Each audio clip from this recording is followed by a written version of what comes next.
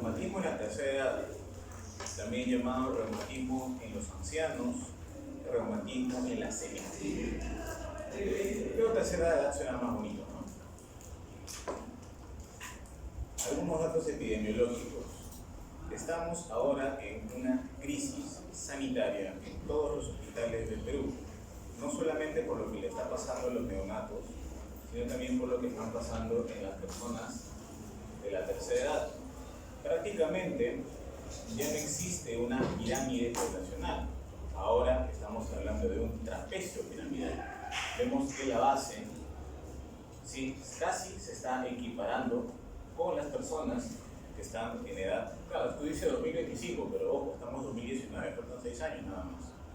Y probablemente esto sea mayor. Las personas están envejeciendo más, y las personas que están envejeciendo más y son usuarias de los servicios sanitarios y por ende están elevando el costo de la salud en nuestro país. Yo calculo que en unos 10 a 15 años ya no va a ser tan obligatorio la rotación de pediatría, porque cada vez más van a haber menos niños y estos niños cada vez van a ser menos enfermos. Pero lo que deberían rotar más es geriatría, porque van a haber más personas mayores. ¿Sí?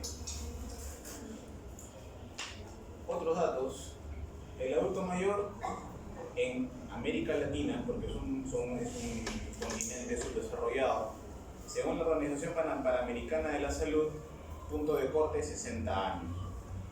En unos 31 años más, nada más, 1 de cada 4 habitantes será adulto mayor. O sea, hay que agarrarnos. La expectativa en nuestro país es de expectativa de vida es de 72 años en varones y 7.3 años en las mujeres. ¿Por qué será? Creo que todos lo sabemos. Y en mi hospital, en el consultorio donde yo trabajo, que es el consultorio externo de geriatría, estos son datos del año pasado por si acaso, el principal diagnóstico que yo veo es osteoartrosis. Y si bien es cierto, yo sé que ya han hecho el tema de osteoartrosis, pero les voy a presentar unas cuantas diapositivas en pos de recordar un poco, y así ya no estudian tanto eso. ¿Qué tal?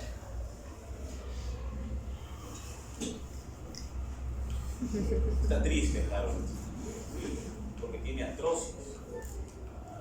Entonces, esto es el contenido de la clase del día de hoy. Vamos a ver un poquito de osteoartrosis, otro poco de osteoporosis, para recordar lo que seguramente ya han hecho en las clases teóricas, pero más como un enfoque hacia el adulto mayor. ¿Sí? Finalmente, un muy breve repaso de lo que es artritis reumatoide y un muy breve repaso de lo que es lupus, que imagino también han tenido sus clases. Estas dos no se le llaman artritis reumatoide del anciano, se le podría llamar así, pero se le llama también artritis reumatoide en les de inicio tardío, o sea, en aquellos mayores de 50 años.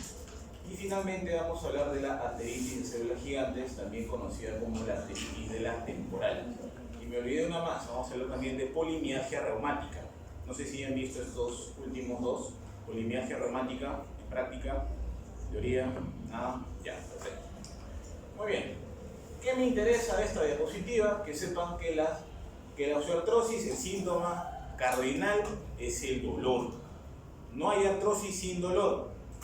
Y asociado a rigidez matutina, la cual usualmente es de corta duración, de menos de 30 minutos. Puede afectar una articulación, y acá vamos a poner una línea. Afecta una articulación en quienes, en pacientes más jóvenes.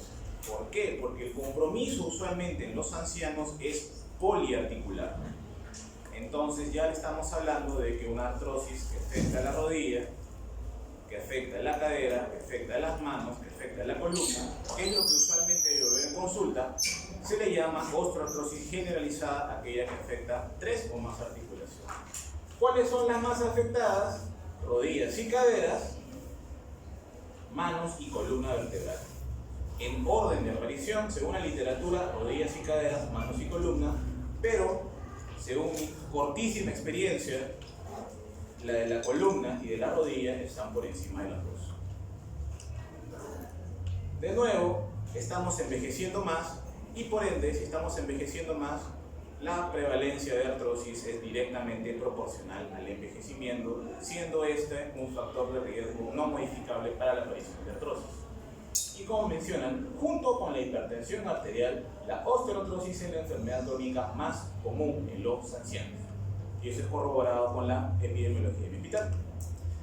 Fisiopatología, muy cortito, articulación sinovial, en el que vemos la cápsula articular, vemos cómo está cubierta por nuestra membrana sinovial, en el que esta se afecta en la artritis reumatoide, y en la figura B lo que vamos a ver acá son unos osteofitos, algunos espolones. Vamos a ver que esto ya es la degeneración del cartílago. Ahí está el problema en la artrosis. ¿Pero por qué se produce? Ustedes dirán. Se producen por tres mecanismos. Un mecanismo en el que en una articulación sana va a haber mucho estrés, un estrés desmedido, y la otra es sobre una articulación enferma va a haber un estrés normal. Y existe también una tercera, que es la mixta, en el que va a haber una articulación dañada y sobre esa articulación dañada va a haber mucho estrés.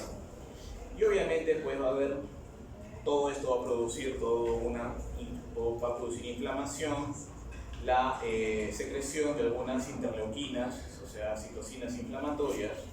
Y hay algunos que mencionan que existen factores genéticos, o sea que si tu mamá, tu abuelita tuvo artrosis y tú no te cuidas y comes Burger King todos los días, fumas y no haces nada de ejercicio y eres estudiante de medicina, te va a dar artrosis.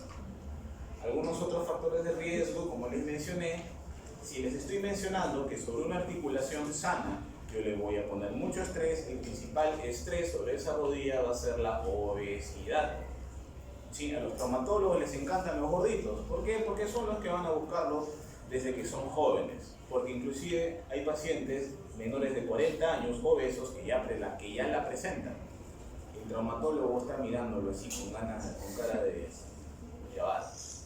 Le va a hacer artroscopía, lo va a infiltrar, y al final ¿para qué? Para que lo termine operando. Y al final quedan mal y lo manda el nutricionista para que baje de peso y, oh sorpresa, se soluciona el problema. Y se ahorra un montón de plata. Muy bien, otros riesgos: menopausia precoz, diabetes, hipertensión. No tienen pierde, ¿verdad? Cuando dicen diabetes, hipertensión y fumadores, todas las enfermedades que producen eso.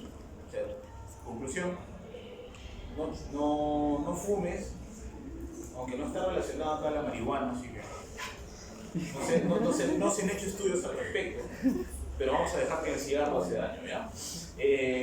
Por favor, dejen de comer Burger King, Kentucky, KFC, Domino's, Papa John's, le vas a volver diabetes.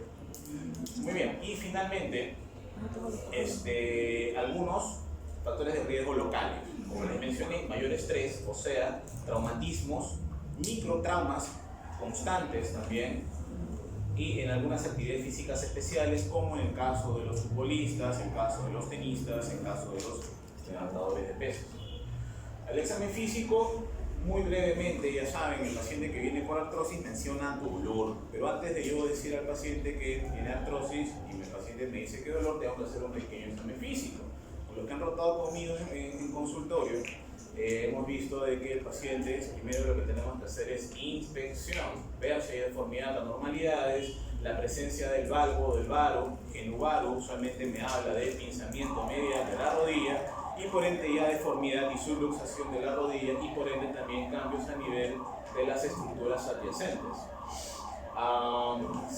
Después de que inspeccionamos, vamos a palpar la rodilla con nuestras manos a ver si hay cambio de temperatura en la piel y o si hay algún tipo de derrame articular llamado también sinovitis. Después vamos a pedir al paciente que estire la pierna. Señor, por favor, estire su pierna. Ponemos la mano encima de la rodilla y vamos a encontrar crujidos o crepitantes, son sinónimos. Y finalmente vamos a palpar a nivel de la cápsula articular a ver si gatilla dolor. También vamos a ver a veces en los pacientes que hay atrofia muscular a nivel de los gastrocnemios Y vamos a ver también pacientes en los cuales ya presentan subluxaciones mucho más evidentes en las radiografías. A nivel, entonces, esto es el examen físico en general. Vamos a ir parte por parte. ¿Cómo se llama esto? No, lo de Bucher, claro, porque están ahí, ¿no? Pero usualmente esta es la mano de una persona anciana.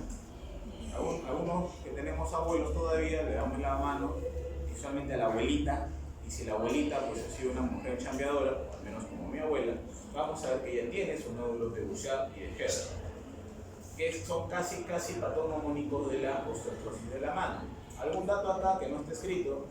La mano me sirve muchas veces para hacer el diagnóstico diferencial entre artrosis y artritis reumatoide. Usualmente la artritis reumatoide, usualmente la osteoartrosis, perdón, me va a respetar las articulaciones metacarpofalángicas, mientras que en la artritis reumatoide estas se van a ver afectadas. Estas son las que muchas veces se encargan de la desviación cubital característica que vemos en la hernia. ¿Sí? Cuando vemos los nódulos de Bouchard y Herder, estamos hablando de que la artrosis ya pasó. O sea, eso es la secuela de la artrosis. Porque usualmente cuando vemos artrosis de la mano vamos a encontrar sinovitis, no de metacarpofalángicas, pero sí a nivel de las interfalángicas distales y proximales. Y acá solamente una consideración que no le he colocado es con respecto a la artrosis erosiva de la mano, mucho más frecuente a nivel de las interfalángicas distales, que son las que producen deformidad de la mano. ¿Sí? Creo que hemos visto con un grupo una pacientita con artrosis erosiva de la mano, en la que las falanges distales, la interfalángica distal, está con subluxaciones. ¿Sí? Algunos criterios diagnósticos realmente no son prácticos. Yo no voy a hacer el examen en este caso, yo no les preguntaría esto, porque no es práctico. Porque en sí el diagnóstico, como hemos visto, es netamente clínico. Pero en la mano, vamos a mencionarlo de todas maneras, va a haber rigidez de la mano, va a haber deformidad de más de todas las articulaciones seleccionadas, va a haber tumefacción, sinovitis, ¿sí? Y estos criterios diagnósticos tienen una alta sensibilidad. Muy bien, cadera. En realidad la clínica de la osteoartrosis es dolor, rigidez, tumefacción, sinovitis, pero la cadera no la puedo yo palpar porque está cubierta de mi pelvis, está cubierta de mis músculos, si soy gordito está cubierto con un montón de grasa. Entonces, usualmente el paciente va a mencionar dolor a nivel inguinal, dolor a nivel del glúteo, y es más evidente al momento de yo hacer mis exámenes. Como ven acá, sí, vamos a pedir al paciente que se eche, va a flexionar la rodilla, voy a poner la rodilla perpendicular, voy a hacer unos 90 grados, con una flexión de 90 grados con mi rodilla, y lo que voy a hacer es... ¿Han hecho eso en práctica? ¿Sí? Ya. Entonces vamos a hacer una rotación interna y una rotación externa de la cadera, lo cual va a gatillar. El dato más o menos está por acá. ¿Sí? Va a haber una rotación interna, va a gatillar dolor, va a haber una rotación interna de menos de 15 grados. O sea, uno usualmente está haciendo la rotación y el paciente ni siquiera empezamos y ya le duele. ¿Sí? Y usualmente... Y la flexión de la cadera. Si nosotros flexionamos toda nuestra cadera, y si nosotros somos medio barrigones, inclusive el muslo va a chocar nuestra barriga. ¿Sí? Entonces la flexión no llega hasta 115 grados. A partir de 115 grados empieza a aparecer dolor. ¿Sí? Pero ¿por qué es importante el problema de artrosis de cadera? Porque la artrosis de cadera muchas veces es causa de colocación de prótesis de cadera. Como ven, ¿ustedes ven tenis? ¿Saben quién es Andy Murray? Andy Murray es un jugador de tenis profesional que tuvo artrosis de la cadera, y él, para seguir jugando, se tuvo que poner una prótesis. Y ahora está jugando, más o menos, pero todavía frío. Muy bien, y acá están los criterios diagnósticos para que lo revisen en su casa. Rodilla, ya hemos hablado. ¿Qué es lo que más me interesa de la rodilla? La rodilla, como le dije, es la articulación que más se afecta en artrosis, pero lo que importa de la rodilla desde el punto de vista geriátrico es la funcionalidad. porque la rodilla es una causa muy frecuente, la afectación de cadera y de rodilla es una causa muy frecuente de caídas. Y cuando ya la artrosis de la rodilla está muy avanzada, en la cual yo estoy viendo ya deformidad de la articulación y veo en la radiografía que ya inclusive la rodilla está subluxada, esto me da inestabilidad, porque acuérdense que la artrosis, me imagino que en su clase les habrán podido decir, no solamente va a afectar el cartílago, sino va a afectar todas las estructuras que se encuentran fuera del cartílago, inclusive manifestaciones extraarticulares, tendinitis, bursitis, se va a afectar inclusive hasta la membrana sinovial. Entonces esa rodilla va a quedar inestable. Entonces, desde el punto de vista geriátrico, en la cadera y la rodilla hay que tener mucho cuidado, porque si yo tengo que la rodilla inestable, muy dañada por la artrosis, es una de las indicaciones también de colocación de prótesis para salvaguardar esa rodilla y mi paciente pueda ser funcional. Muy bien, al examen físico, la crepitación es el signo más, el patognomónico, se podría decir, desde el punto de vista. Y el paciente te va a mencionar esto: doctor, yo subo y bajo escaleras y me duele, yo me arrodillo, me duele. En las mañanas me despierto y tengo que estar sobándome la rodilla, hice unos 10 minutos para calentar motores y recién puedo levantarme e ir al baño. Igual acá también hay unos criterios diagnósticos que lo van a leer en sus clases. A ver, por acá hay uno de rodilla, no sé. Esto es lo que vamos a ver en una artrosis de rodilla. Hoy día lo hemos visto con el grupo de práctica y es el pinzamiento, ¿sí? Una de las características de la artrosis es que el compromiso nunca es simétrico, siempre es asimétrico. Entonces, en una radiografía de rodilla, lo que yo voy a poder siempre, en la mayoría de los casos, es un pinzamiento articular asimétrico a predominio medial. ¿Ven? ¿Este espacio articular es igual que este espacio? No, está reducido. Eso se llama el pinzamiento. Eso es lo más importante que a mí, lo que yo tengo que ver en las radiografías para ver si este paciente ya puede presentar inestabilidad articular.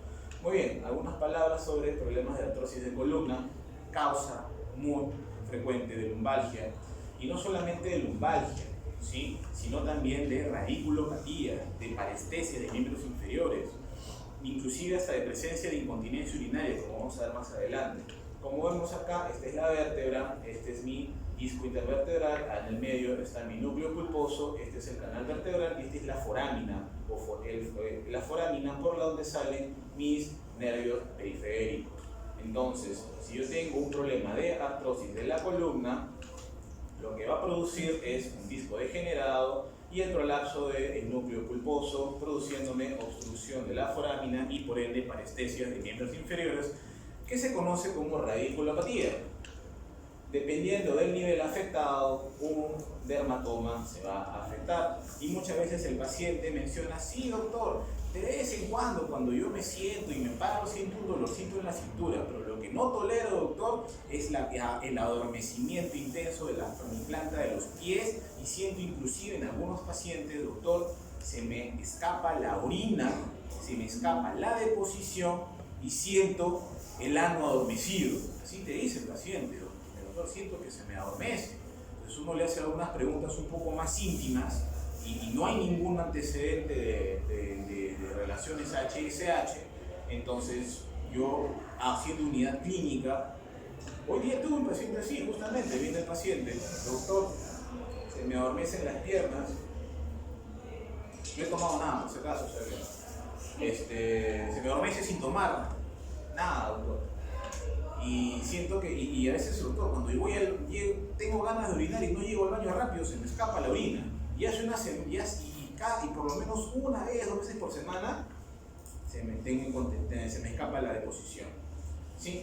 Y muchas veces esto es por un problema que se llama síndrome de cola de caballo, en el cual va a haber obstrucción, va a haber un problema a nivel de la vértebra L5 y S1, que, como sabemos, van a haber algunas raíces nerviosas que van a inervar la vejiga y también el recto. Por eso muchas veces está dentro del diagnóstico diferencial de todo paciente varón o mujer con incontinencia.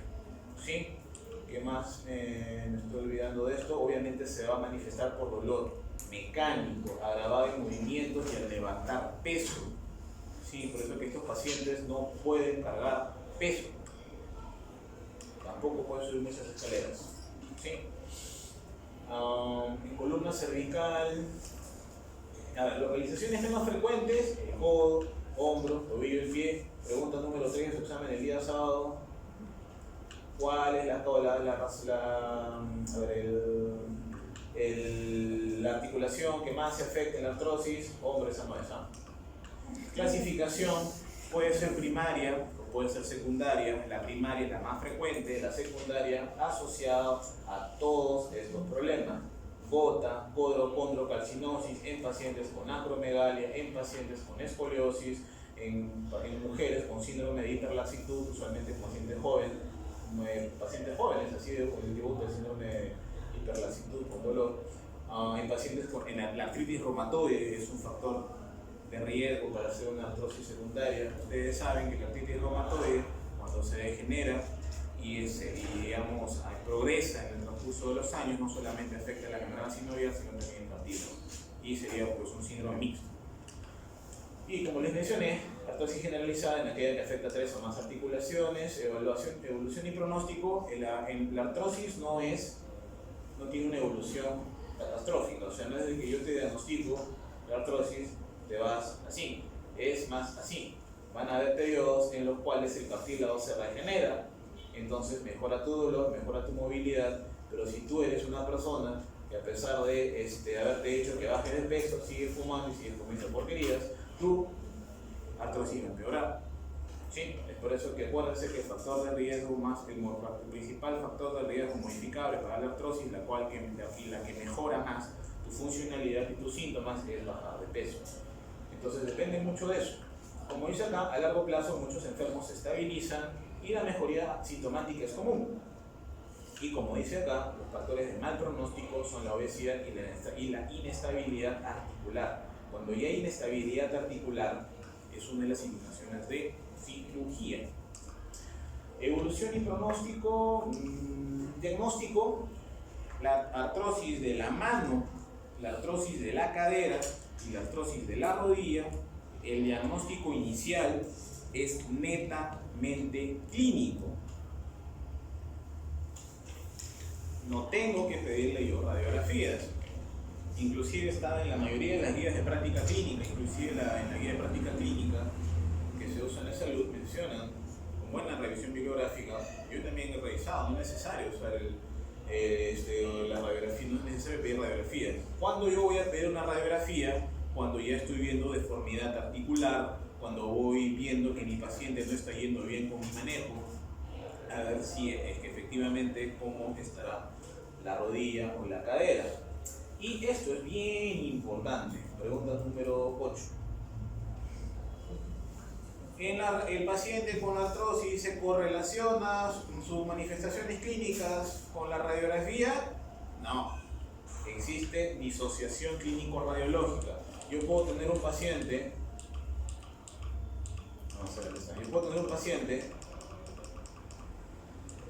Así y está saltando sodo. Yo puedo tener un paciente así y llega arrastrándose de dolor. Entonces va a haber disociación clínico-radiológica. ¿Ya? Pruebas de laboratorio: MANAM. No se piden exámenes auxiliares para artrosis. Si hay duda con respecto al diagnóstico, que usualmente pasa en geriatría, en lo cual tengo pacientes que tienen osteoartrosis generalizada y por mucho tiempo, artrosis de la mano, inclusive del codo, tiene artrosis de cadera, de rodilla, y yo puedo estar pensando que esto no será artritis reumatoide. Recién le podría pedir algunos exámenes como BCG, PCR. Usualmente si un paciente con artrosis presentara sinovitis, este líquido articular no se drena, no se le tiene por qué hacer artrocentesis, a menos de que haya una sospecha alta de que esto sea un compromiso monoarticular y una alta sospecha de que sea una artropatía por depósito de cristales, o si se tratara de una artritis séptica. Diagnóstico por imágenes: Sí, pero como ya saben, no es primordial, no es que yo tengo que hacerle radiografía a todos los pacientes que tienen artrosis de rodilla, ni de cadera, ni de las manos. ¿A quiénes sí les tengo que pedir radiografía? A aquellos pacientes con problemas de columna, a los pacientes con artrosis de columna, y mejor en los pacientes con radiculopatía. Tengo que pedirles ya no radiografías, sino resonancias magnéticas. Bueno, esta imagen ya lo mencioné, se lo vuelvo a decir. Va a haber pinzamiento medial, el compromiso es asimétrico.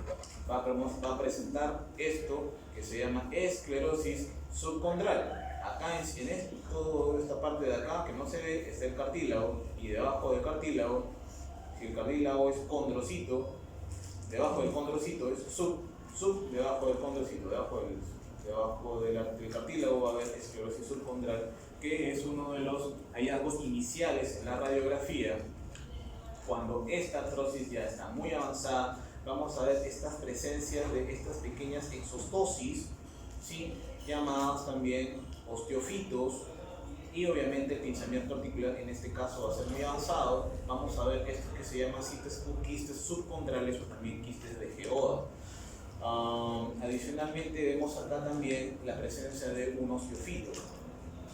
En resumen, los osteofitos son las estructuras patognomónicas, radiológicamente hablando y estructuralmente hablando, de la artrosis, que lo que van a hacer es prevenir que esta rodilla pierda su estabilidad, porque como ven, esta rodilla ya está subluxada.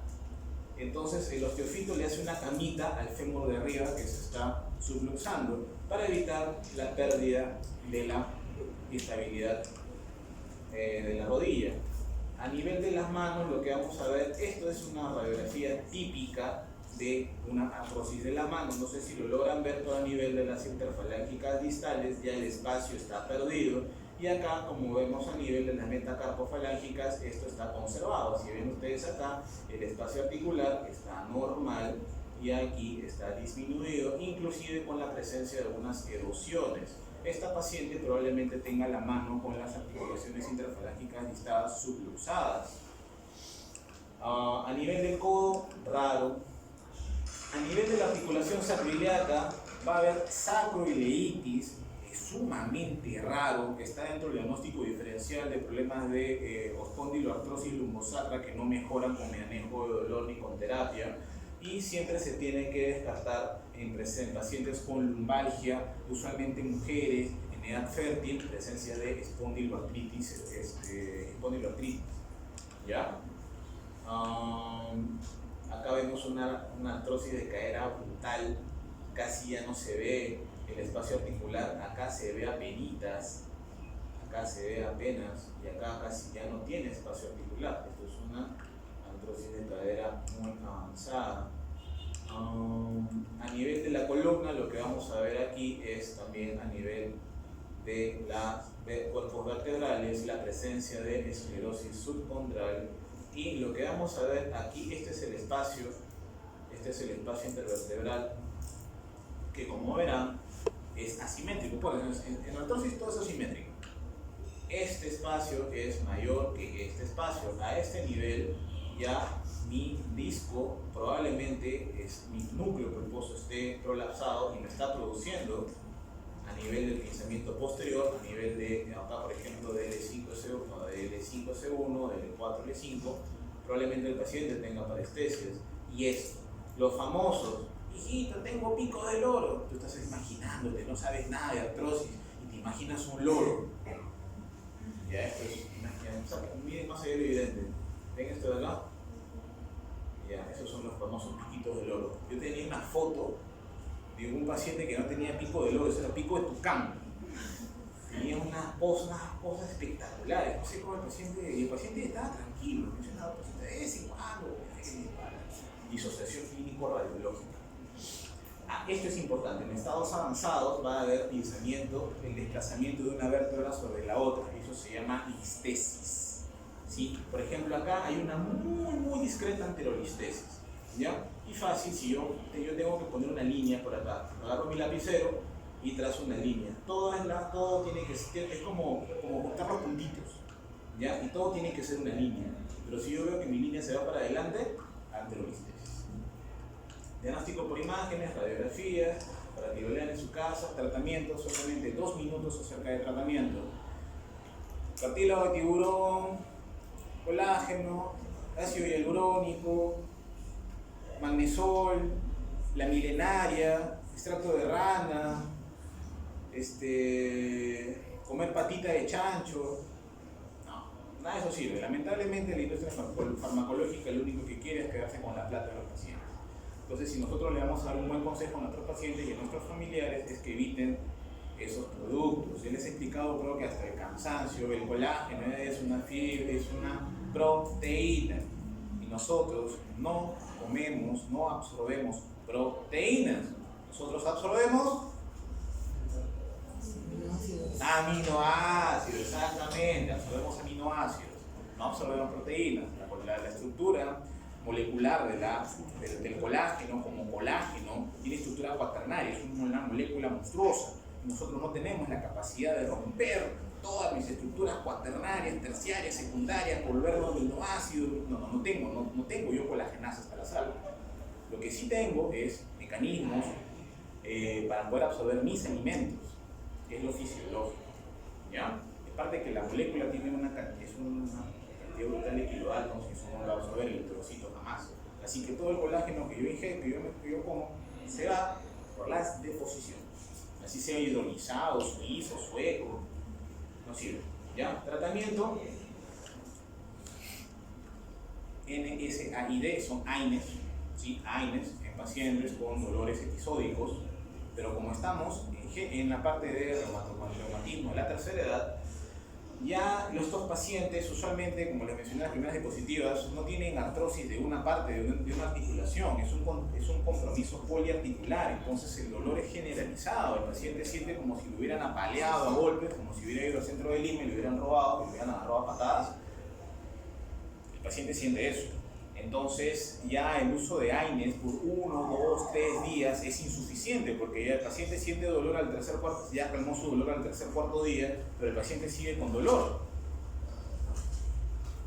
Entonces, ¿qué le doy? Va a reumatología le da 900 pastillas de ibuprofeno, al cuarto día lleva por hemorragia digestiva, melena, el paciente se muere, ¿de quién fue la culpa? Está grabando, ¿no? No, es broma, es cierto, muy cierto lo que les estoy diciendo, ¿no? Entonces, pero tenemos también los COX-2. Uy, qué bien, salió celecoxib, arcoxia, parecoxib. El paciente a los 2 años termina con insuficiencia renal crónica terminal por uso crónico de COX-2, le salió más caro, ¿sí? Acuérdense que los AINES producen gastrolesividad, nefrotoxicidad, cardiotoxicidad en menor cuantía, pero los COX-2 hay que tener mucho cuidado en aquellos pacientes hipertensos de larga data que ya tienen grado de insuficiencia renal, en pacientes con nefropatía diabética, porque aumentan son nefrotóxicos.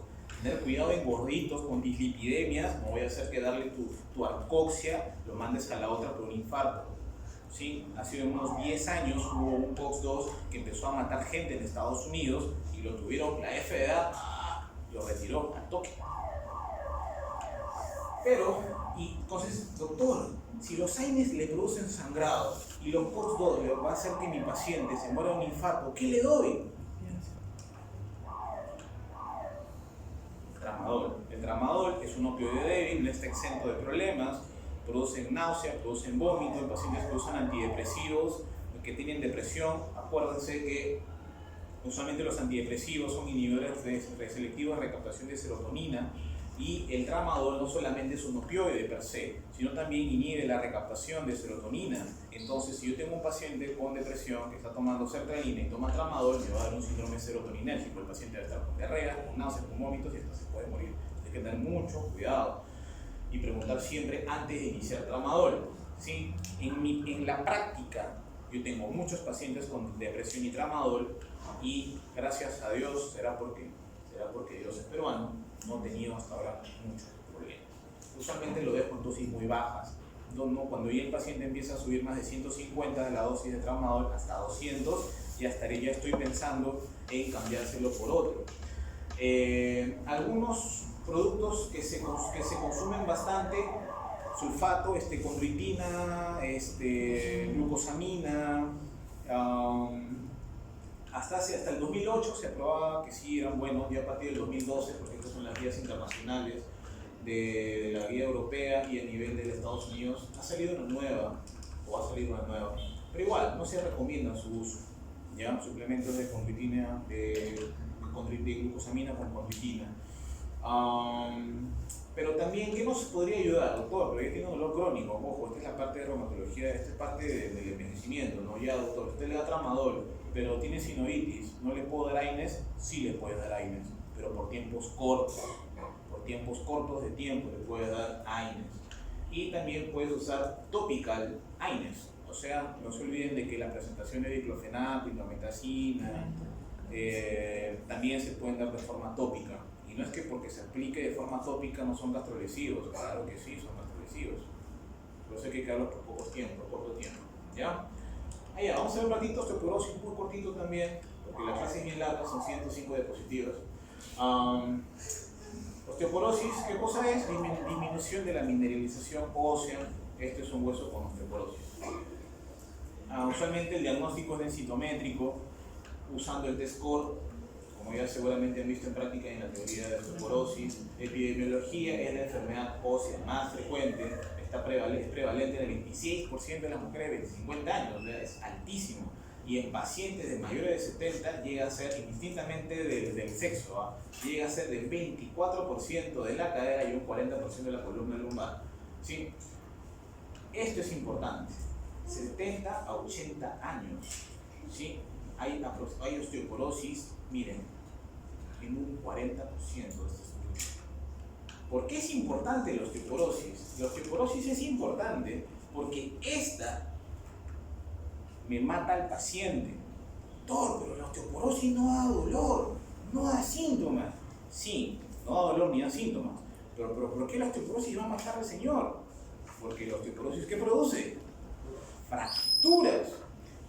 Y una fractura de cadera en un grupo etario de más de 80 años es mortal por las complicaciones funcionales, intrahospitalarias que produce una cirugía de fractura de cadera. Por eso nosotros tenemos que prevenir. Es por eso que es importantísimo hacer el screening de osteoporosis y tratarla. Es sumamente importante. Porque si yo prevengo esto, le voy a ahorrar al Estado un chupo de plata, al paciente también, porque una fractura de cadera, una prótesis así en una clínica no tan buena me está costando entre 20 y 25 mil soles. ¿Ya? Esto es a nivel de columna lumbar y a nivel del fémur también es alto. Fractura de cadera generan un gasto sanitario muy, muy alto. Se gasta más en tratarlas que en prevenirlas, por supuesto. Al traumatólogo no le interesa esto, ¿eh? Él te ve la densitometría ósea con un test score de 10, o sea que tu hueso prácticamente parece polvo y no te va a dar nada porque va a querer que te fractures para cobrarte. ¿Ya? Entonces tenemos que tratar la osteoporosis para prevenir la fractura relacionada con alta mortalidad. Al año, un paciente mayor de 80 años que se fractura de la cadera y se opera, al año, 1 de 2 se muere. 1 de 2 se muere. Así que tengan mucho cuidado y si tienen algún abuelito o una abuelita que no se ha hecho su densitometría ósea, que se la haga. Miren, la estancia hospitalaria es de 16 días, pero ¿dónde? En país del primer mundo, acá en Perú. La estancia hospitalaria en un paciente con fractura de cadera llega a ser de un mes. ¿Te imaginas un paciente de 80 años echado en una cama por un mes? Hazlo caminar, a ver, no camina.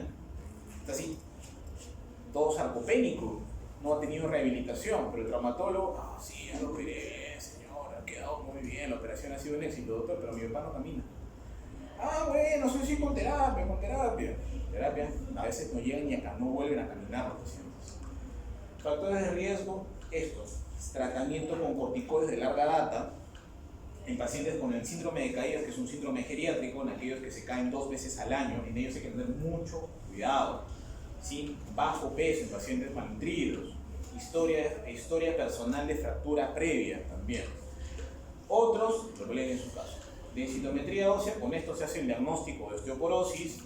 Nosotros usamos este valor que es el T-score, que son desviaciones estándar tomados de un grupo de mujeres jóvenes de 20 a 29 años, que se hizo un estudio hace muchos años, a todas se les hicieron densitometría ósea y de ahí sacaron un valor, y ese valor es el T-score.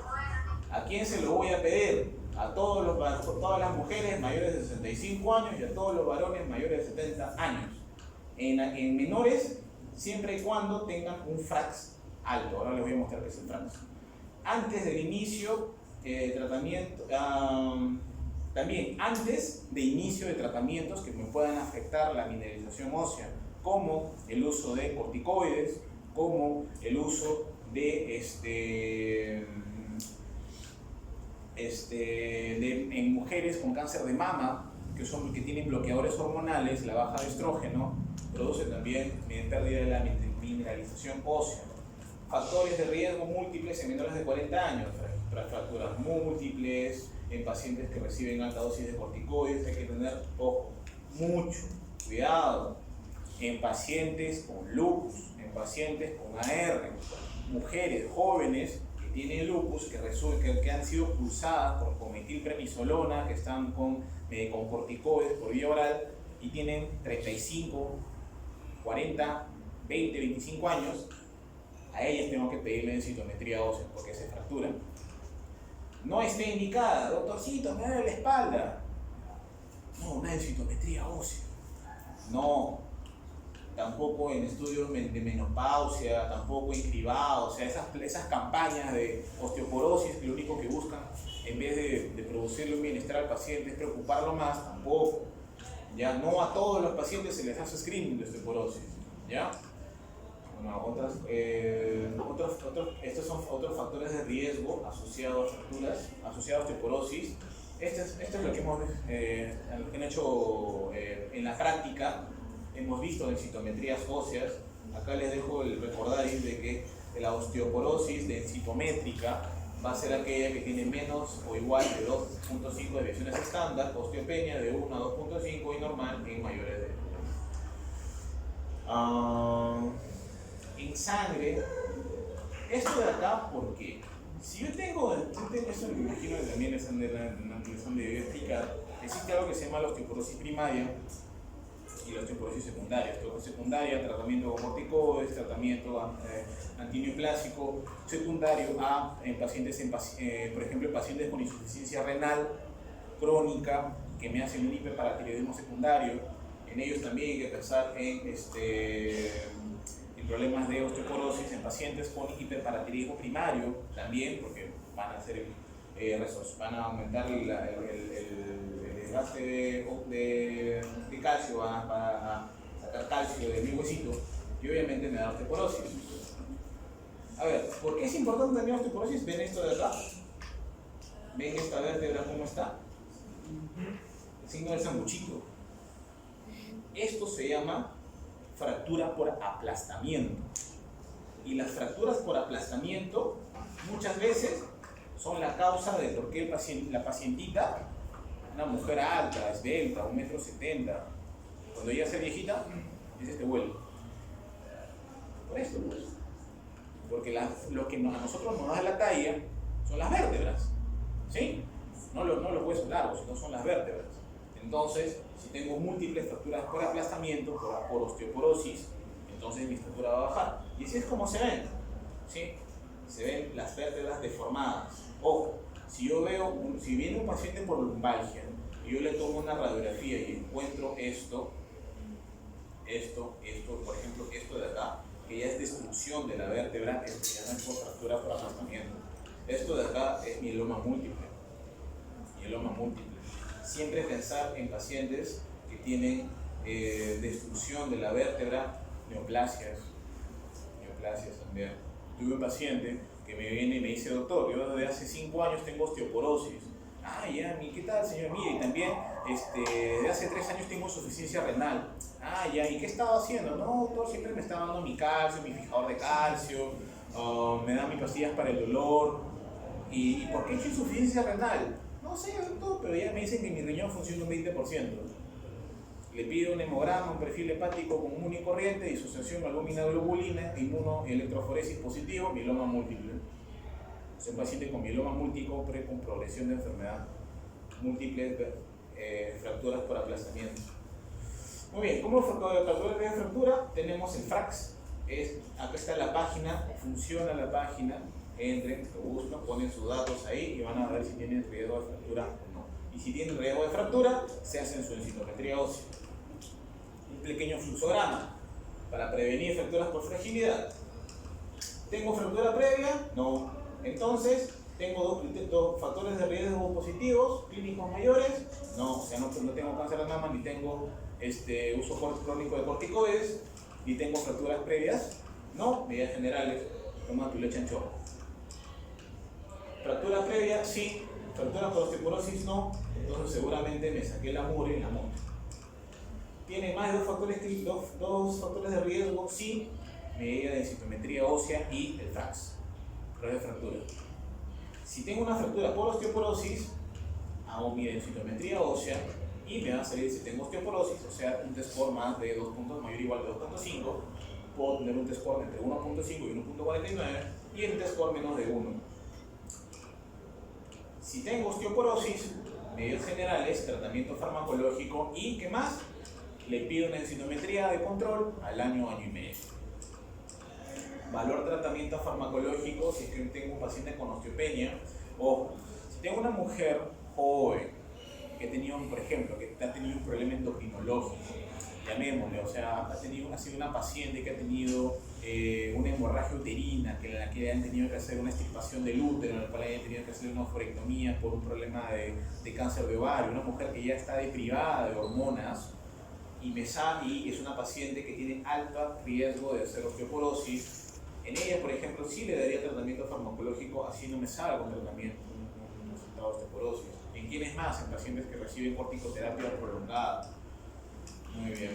Si no tiene riesgos, no le doy factor de tratamiento, medidas generales, y le pido una densitometría ósea en 2 años, en 3 años, en 4 años. ¿Sí? Tratamiento, rapidito nomás, actividad física, eliminación de hábitos nocivos, prevención de caídas, o sea, ejercicios para el paciente para fortalecer sus músculos y no se caiga, y estos suplementos de calcio y vitamina D. A nivel de farmacología, vamos a ver múltiples factores, múltiples bifosfonatos, que lo que van a hacer es reducir la resorción ósea, van a actuar sobre los osteoclastos, disminuyendo su formación. Por ello va a haber más vecinos. Son los fármacos de primera línea en el tratamiento de la osteoporosis. Todos los bifosfonatos son iguales. Tal vez. ¿Por qué no? Porque no todos ellos están bien estudiados. O sea, algunos sí tienen efectos sobre las vértebras, sobre la cadera, pero otros no, por ejemplo, como el ivandronato, que a nosotros nos gusta usar bastante porque se da una vez al mes. Pero todos en realidad son iguales. Alendronato, ácido soledrónico, hay que tener cuidado con el ivandronato. Lo bueno del soledrón, el ácido soledrónico, es que se coloca una vez al año. Pero también si lo voy a dejar por vía oral, o sea el alendronato o el ivandronato, tengo que tomarlo con abundante agua y en ayuno, porque como se da una vez a la semana o se da una vez al mes, quiero que el fármaco se absorba correctamente.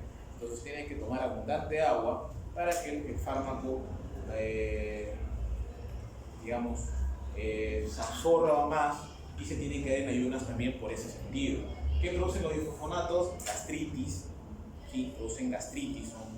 Es una gastritis que bastaría solamente con el uso de un magaldrato, sucralfato y en el peor de los casos un IVP. No es una gastritis que dure muchos días por lo general. Y también está relacionado con osteonecrosis del maxilar. Eso es como un dato que me imagino que también se lo deben haber mencionado. Y tenemos el denosumab. El denosumab en los últimos estudios, son los que mejor beneficio tiene sobre los pacientes con osteoporosis. Es muy seguro de dar en ancianos porque no involucra con la tasa de filtración glomerular. Es seguro dar en pacientes con insuficiencia renal. Muchos de ellos que ya tienen osteoporosis secundaria por hiperparatiroidismo mismo. El denosumab es un fármaco muy seguro de dar, se coloca cada semestre, semestral. Muy bien, polimialgia reumática, algunas cositas con polimialgia reumática. La polimialgia reumática es muy polimorfa. Con esto me refiero a que los síntomas van a ser muy inespecíficos. Usualmente el paciente va a producir, el paciente, lo que como les pongo acá, ¿no? Va a afectar los músculos de la cintura escapular, ese predominio proximal a nivel de hombros, cuello, y produce cefalea. Es más frecuente en países escandinavos, en el norte de Europa, y está relacionado con la arteritis de células gigantes o también arteritis de la temporal. Por eso es que muchos de los pacientes con polimialgia reumática también se quejan de cefalea constante. ¿Sí?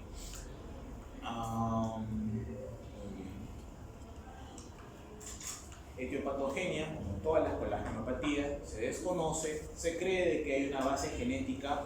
O sea, si yo estoy predispuesto a tener polimialgia reumática y yo fuerzo esto con factores ambientales, me va a dar. Como en la mayoría de las colagenopatías, las citoquinas inflamatorias como interleuquina 1, interleuquina 6, factor de necrosis tumoral también están afectados, van a involucrarse en este problema y se va a caracterizar por dolor y rigidez en la cintura escapular, en la cintura pélvica y en la región cervical. La rigidez es lo que más me va a llevar al diagnóstico. ¿Sí? El paciente está rígido en su cama, no se puede parar.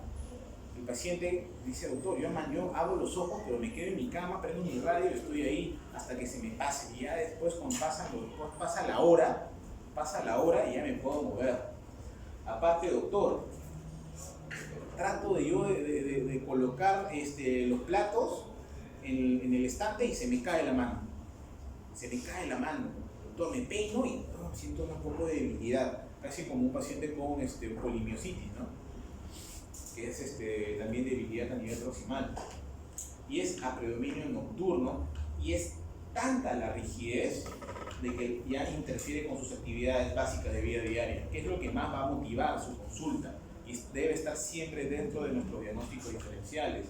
Muchas veces nosotros creemos de que nos olvidamos de que existe la polimialgia reumática y creemos, no mamita, tienes que hacer ejercicio, haz plancha, seguramente tienes problemas de bursitis, tendinitis. Para cómo le pedimos la ecografía y sale que tiene bursitis, le mandamos a terapia 6 meses, no mejora, le damos AINES, no mejora, todavía no sé qué hacer. Siempre hay que pensar lo que el paciente y le preguntamos, señor, usted en la mañana, ¿cómo sale? No, todavía me quedo 1 hora en cama. ¿Y por qué no le pregunté eso? Porque no me acordaba de la polimialgia reumática. Muy bien. También hay otros síntomas generales como anorexia, fatiga, pérdida de peso y fiebre. Al examen físico lo que vamos a ver es rigidez, dolor en la cintura escapular a nivel de la palpación, va a haber incapacidad de la elevación de miembros superiores. El paciente entonces hasta ahí nomás llega por dolor y tú le dices, no, medicina física y rehabilitación, tiene bursitis, tiene síndrome de manguito rotador. Y muchas veces es una polimialgia reumática. ¿Sí? Va a haber a veces sinovitis articular no específica, es oligoarticular, y no va a producir erosiones de destrucción articular. El diagnóstico es fundamentalmente clínico. Estos factores diagnósticos tienen validez, tienen una sensibilidad tal vez no muy altas, pero siempre la rigidez matinal de más de 45 minutos, dolor o limitación de la cadera, factor reumatoide y anticuerpos anticíclicos citrulinados negativos, porque si esto lo trae positivo, porque la R también me puede dar síntomas parecidos a la polimialgia reumática, inclusive debe estar dentro de nuestros diagnósticos diferenciales. Van a haber algunos criterios ultrasonográficos y, como les digo, va a haber bursitis subdeltoidea, va a haber tenosinovitis y a veces creemos que es por esto, por un reumatismo extraarticular. Y al final resulta ser una polimialgia reumática. Entonces siempre tiene que estar dentro de nuestros diagnósticos diferenciales. Leí un artículo inclusive en que ante la duda, inclusive podríamos iniciar hasta una prueba terapéutica para ver si el paciente mejora o no, y parece mentira que esta patología responde muy bien al uso de corticoides. Algunos otros criterios, BCG por encima de 40, PCR elevada, pero en ancianos esto está elevado, porque el paciente, el adulto mayor, el ser adulto mayor te produce un estado de proinflamación, procoagulación, digamos, protrombótico. Entonces, todo nuestra es como si el cuerpo, ya muérete, pues, te voy a inflamar a propósito para que te mueras. Entonces, por eso la BCG está alta, la PCR está alta, las interleuquinas están altas, y es por eso de que como todo esto se altera, también aparecen las neoplasias y te vuelves más propenso a tener infecciones. Pero ya saben, esto es importantísimo. Factor reumatoide y los anticuerpos anticíclicos citrulinados tienen que estar negativos. Si están positivos, eso saber. ¿Sí? Es como si la polimialgia reumática también se le conoce como la artritis reumatoide del músculo. ¿Sí? Solamente la radiografía es normal, la electromiografía es normal, la ecografía, ya saben, va a haber van a haber problemas extraarticulares. Se puede tener una resonancia magnética que lo único que va a hacer es confirmar lo mismo que una resonancia, que una ecografía. Y el PET scan he leído por ahí de que también se puede usar en pacientes en los cuales no tenemos ni la más mínima idea de lo que tiene el paciente. Tratamiento: responde muy bien a corticoides. Eso es el dato de la polimialgia reumática. Y a dosis bajitas, de 15 a 20 miligramos por día. Se debe mantener por 2 a 4 semanas y posteriormente, dependiendo de la mejoría de los síntomas, ir reduciéndolos hasta retirarlos. Muchas veces no se pueden retirar. Yo tengo pacientes con polimialgia reumática que los tengo un par de años con 5 miligramos de prednisona, no se los retiro porque el paciente está yendo muy bien. Y en algunos casos, al retirarlo por completo, aparecen los síntomas. Siempre en el tratamiento de la polimialgia reumática, como el tratamiento es a base de corticoides por muchos meses, por muchas semanas y meses, suplementación de calcio y vitamina D, como ya hemos visto en osteoporosis, y en algunos casos, a veces tengo que usar los modificadores de enfermedad citotóxicos como metrotexate, azathioprina, a veces al usarlos no han demostrado mejoría. ¿Por qué? Porque con los corticoides responden bien. Inclusive he tenido una vez un caso de un paciente con polimiositis que al final había resultado ser polimialgia reumática, y como las dos se tratan igual con corticoides, el paciente mejoró. Un fluxograma, pero acuérdense de siempre, la rigidez, eso es el dato. La rigidez, problemas a nivel de la cintura escapular, ¿ya? Uso de corticoides y el seguimiento. Muy breve, arteritis de células gigantes es sumamente raro. Ustedes no han visto un paciente, un viejito que se le nota todas las venas, todas las arterias por acá, sumamente delgado? ¿Han visto?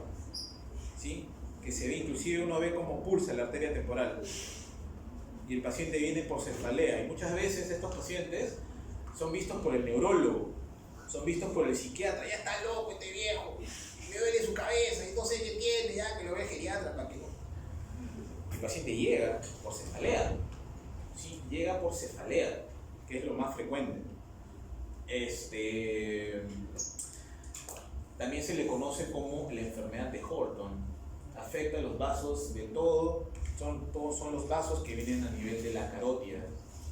Son a predilección por las ramas craneales y las arterias originadas del arco aórtico, como la carótida, como la arteria temporal. Es la vasculitis más común, es la vasculitis más común en los adultos mayores de 50 años, y así como está asociado también a polimialgia reumática. Entonces, segunda pregunta del examen, la cuarta. Arteritis de células gigantes relacionados con polimialgia reumática. Es más en personas del hemisferio norte, acá también es raro, y las mujeres, como siempre en todas las colagenopatías, son afectadas 2 a 6 veces más que los hombres. La etiología, ya saben, desconocida. Edad por encima de 50 años, y esto también está relacionado con consumo de cigarrillos, un índice de masa corporal bajo, menopausia precoz, ¿sí? Y síntomas de polimialgia reumática. Entonces, en todo paciente que estoy sospechando, en paciente con cefalea crónica, inespecífica, usualmente bitemporal, al examen, ¿no, señor? Hace los brazos y el paciente está así, doctor, siempre me duelen los hombros, se me caen las cosas, digamos, trato de poner el plato y se me cae el brazo. Hay que sospechar en polimialgia reumática también. Como les mencioné, es una cefalea constante, bilateral, bitemporal. En un 85% de los casos va a haber claudicación de la mandíbula, va a haber disfagia y dolor en la lengua, puede asociarse a un cuadro. Pero hay un problema que es una emergencia, que es justamente por algunas ramas son las arterias ciliares, las arterias ciliares posteriores, que muchas veces se van a inflamar por esta vasculitis y me producen amaurosis fugaz, que si no es tratado a tiempo me produce ceguera hasta en el 60% de los casos. Entonces, si yo tengo un paciente que ya tiene diagnóstico de arteritis de la temporal, entonces, y el paciente empieza a disminuir la visión, tengo que darle tratamiento rápido y tengo que usarlo con corticoides. Esto es de la parte, produce también a nivel de puede producir también aneurisma de aorta abdominal, son síntomas inespecíficos, es una de las causas también de fiebre de origen desconocido en adultos mayores de 50 años.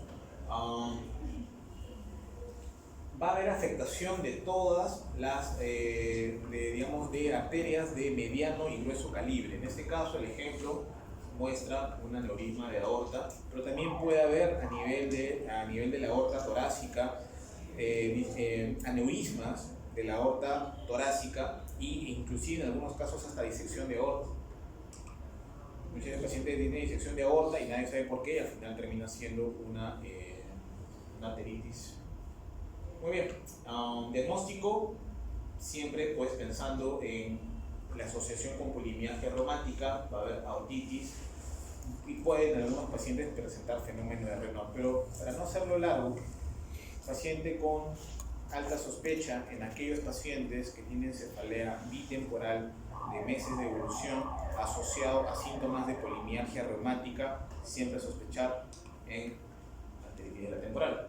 Como ven acá, desde la arteria carótida vemos las ramitas y acá vemos claramente mi arteria temporal. Y yo al palparla le va a doler. ¿Por qué? Porque es una arteritis, es una inflamación. Entonces, inclusive si tú palpas la carótida, yo me palpo la carótida, no me duele. Muchas veces al palparla también gatilla dolor. Por eso, como dice acá, el examen físico tengo que palpar los vasos. Tiene que ser contralateral. En algunos casos el paciente es normal. Exámenes auxiliares, BCG, PCR y PAN están altos, así como en la polimialgia reumática. Y acá la biopsia es el gold estándar. Acá sí yo tengo que pedirle biopsia. Entonces tengo que hacer un cortecito, tengo que sacar un pedacito de arteria temporal y verla al microscopio. ¿Y qué voy a ver? Como en todas las colágenopatías: infiltrado, inflamatorio, granulomatoso, linfocitos y macrófagos, proliferación de la íntima con fragmentación de la lámina elástica. Entonces va a haber una arteritis, por eso se llama arteritis de célula gigante. Va a haber una inflamación de la arteria. Eso es lo que vamos a ver en el corte histológico. Se recomienda que se haga de un lado, no es necesario hacerlo de los dos. Falsos negativos, como en todas las biopsias, significa de que tomó un pedazo de tejido que no estaba inflamado. Se debe realizar al menos, si yo tengo la sospecha alta, como el tratamiento también de esta entidad es a base de corticoides, yo le puedo dar corticoides al inicio y en 14 días de inicio de corticoides yo le puedo pedir una biopsia sin alterar el resultado. Lo mejor es que sea una biopsia con guía de ecografía Doppler para encontrar un engrosamiento de mi arteria y así poder tomar una mejor biopsia. Ahora, acá en el Perú muy raro hacen eso. No hacen biopsia de arteritis de la temporal. Una cosa es lo que dice la literatura, y eso es otra cosa que ustedes van a ver más adelante. Muchas veces lo que dice el libro es lo que se debe hacer, pero en la práctica no es. Muchos pacientes en los cuales he tenido la oportunidad de ver con arteritis de la temporal, que es realmente muy raro. Prueba terapéutica. Le das corticoides, el paciente mejora, la cefalea se le va y le pides obviamente su ecodoppler, carotidio y vas a ver pues engrosamiento, PSG, PCR alto, ya podrías inclusive hacer diagnóstico. El tratamiento, acá sí las dosis son más altas, pero la dosis máxima es de 60 miligramos por día. Y cuando hay compromiso ocular tienes que pulsarlo con metilprednisolona, usualmente de 3 a 5 días. Esa es otra cosa. Siempre los pulsos van a ser de 250 a 1 gramo. Y va a ser cuando hay afectación, siempre y cuando es algo grave. En el caso de pacientes con nefritis lúpica, que dan, pregunta de examen, ¿con qué pulso son la nefritis lúpica? Con metilprednisolona, también con ciclofosfamida. Cuando hay compromiso extraarticular también de la artritis reumatoide, los pulsos se dan también, ¿no? Con metilprednisolona. En los pacientes con púrpura trombocitopénica autoinmune, en la vasculitis, que es muy frecuente en nuestro medio, también dan pulsos de metilprednisolona. Igual acá, cuando hay compromiso de nivel ocular, das pulsos de metilprednisolona. Acá también tienes que dar corticoides por largo periodo de tiempo, y al igual que en polimialgia reumática, si yo doy corticoides por largo periodo de tiempo, tengo que dar suplementación con calcio y vitamina D para prevenir osteoporosis, inclusive hasta uso de bifonatos. Esta diapositiva ya estoy terminando, no se duerman chicos. Vamos, wake up. Les en el